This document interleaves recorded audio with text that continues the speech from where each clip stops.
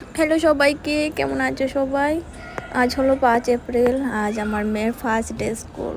তো আজ খুব সকাল সকালই উঠে গিয়েছিলাম, তখন হবে 5:30। তো সব কাজ শেষ করে আমি ওকে ডেকেছিলাম, 7টা হবে তখন। তো ওদের স্কুল 8:30 থেকে। তো 8:30 থেকে অনেক টাইম, 4.5 ঘন্টা ওদের ক্লাস হয়। তো ওকে উঠিয়ে আমি ব্রাশ করাচ্ছিলাম, আর এদিকে ফুল চলে এসছে।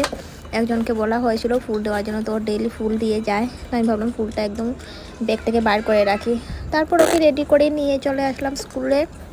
আজকে ফার্স্ট ডে ছিল, তো আমার ওর ক্লাস জানা নেই। তো জিজ্ঞেস করেছিলাম ক্লাস কোথায়। তো এই দিক থেকে ওর ক্লাসে যাওয়ার না, তো আমি তো এই দিক থেকে এন্ট্রি থেকেই চলে গিয়েছিলাম। তারপর পুরো স্কুল ঘুরে ঘুরে আমার যেতে লেগেছে ওর ক্লাসে। তো ওকে ক্লাসে দিয়ে আমি চলে গিয়েছিলাম। ভেবেছিলাম আজ থেকে আমি অনেক ফুল আমাদের সোসাইটিতে, তো ভাবলাম আজ থেকে আমি নিজেই ফুল উঠাবো।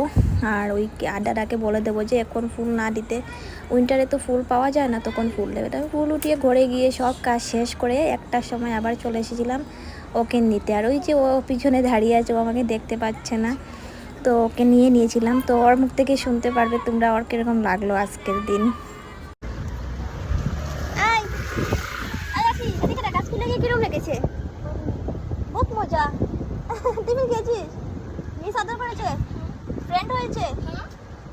ঠিক আছে। তো ওর তো খুব ভালো লেগেছে, স্কুলে গিয়ে খুব খুশি হয়ে গিয়েছিল। আর আমি এতদিন পরে মানে 4.5 ঘন্টা এক হাত থেকেছি, তো আমার খুব বাজে লেগেছিল।